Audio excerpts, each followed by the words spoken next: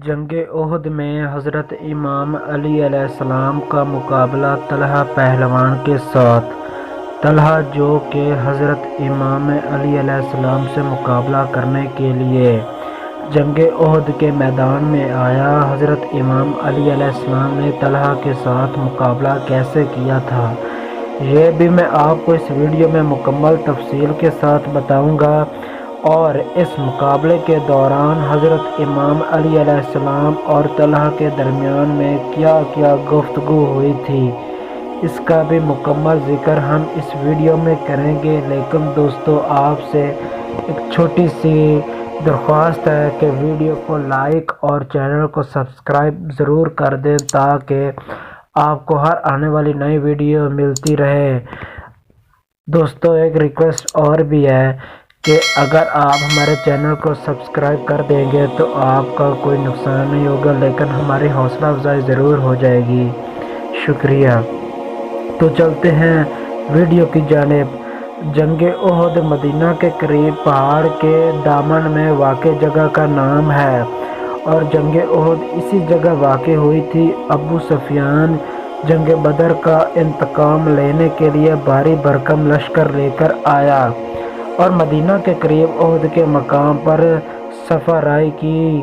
رسول خدا حضرت محمد صلی اللہ علیہ وسلم اپنا مختصر لشکر لے کر مقابلے کے لیے تشریف لائے۔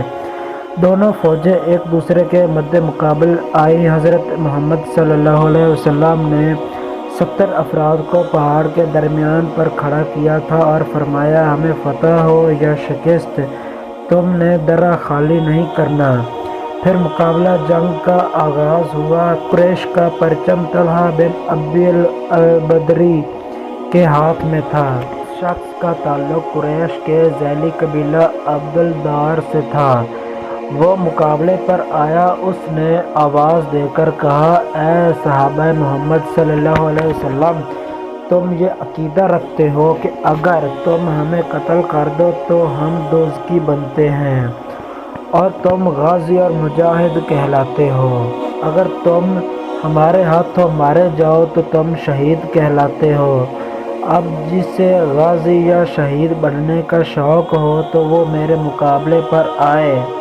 حضرت امام علی علیہ السلام اس کے مقابلے پر روانہ ہوئے، اور آپ علیہ السلام نے اس کے سامنے یہ رجز پڑھا، اے طلحہ، جیسا کہ تم کہتے ہو تمہارے پاس گھوڑے ہیں جبکہ ہم حملہ کرتے ہیں، اب اپنے مقام پر رکے رہو اور دیکھو کہ ہم میں سے کون قتل ہوتا ہے اور تمہاری گفتگو کا زیادہ حقدار کون ہے۔ یقیناً ایک دلیر شیر تیرے سامنے آ چکا ہے، اور وہ ایسی تلوار لے کر آیا ہے جو کہ کند نہیں ہے، اور خدا اور رسول اللہ صلی اللہ علیہ وسلم اس کے مددگار ہیں۔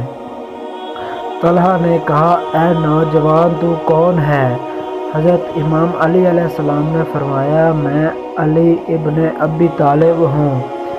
طلحہ نے کہا، قسم، میں جان گیا تیرے علاوہ میرے خلاف کوئی جرأت نہیں کر سکتا۔ یہ کہہ کر طلحہ نے حضرت امام علی علیہ السلام پر وار کیا، جسے آپ علیہ السلام نے ڈھال سے ناکام بنایا۔ پھر آپ علیہ السلام نے اس کی رانوں پر وار کیا اور اس کے دونوں ٹانگیں کٹ گئیں۔ وہ پشت کے بل زمین پر گر پڑا اور اس کا پرچم بھی گر گیا۔ پھر آپ علیہ السلام آگے بڑھے کہ اس کا کام تمام کر دیں۔ اس نے آپ علیہ السلام کو رشتہ داری کا واسطہ دیا۔ آپ علیہ السلام نے اسے چھوڑ دیا۔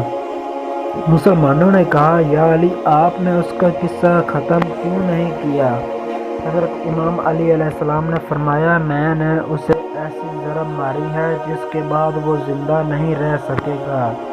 اس کے بعد کفار کے پرچم کو سید ابی طلحہ نے اٹھایا۔ حضرت امام علی علیہ السلام نے اسے قتل کیا۔ پرچم پھر زمین پر گر گیا۔ اس کے بعد عثمان بن طلحہ نے پرچم اٹھایا، اسے بھی آپ علیہ السلام نے قتل کر دیا۔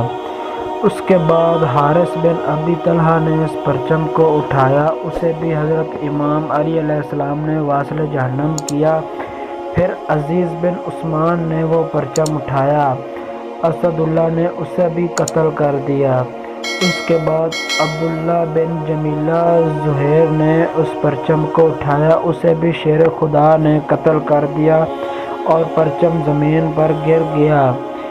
پھر بنی عبدالدار کے 9ویں شخص ارطاد بن شرجیل نے پرچم اٹھایا، اسے بھی حضرت علی علیہ السلام نے قتل کر دیا۔ اس کے بعد غلام ثواب نے پرچم اٹھایا، حضرت امام علی علیہ السلام نے اس کے سر پر وار کیا اور اسے قتل کر دیا۔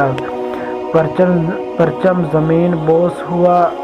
عمرہ بنت علقمہ حرثیہ نے پرچم اٹھایا۔ جب مشرکین کے پرچم بردار یکے بعد دیگر قتل ہوئے تو ان کے پاؤں اکھڑنے لگے اور وہ میدان جنگ چھوڑ کر بھاگنے لگے۔ مسلمان مال غنیمت پر ٹوٹ پڑے۔ درہ کے نگبانوں کی اکثریت نے درہ چھوڑ دیا۔ خالد بن ولید نے دور جا کر اپنے لشکر کو اثرنو منظم کیا اور لمبا چکر کاٹ کر درہ سے داخل ہوا۔ وہاں پر جو چند نگبان موجود تھے انہیں شہید کر دیا اور مسلمانوں کے لشکر پر پوری قوت سے حملہ ہوا۔ مسلمان اس اچانک حملے کا مقابلہ نہ کر سکے۔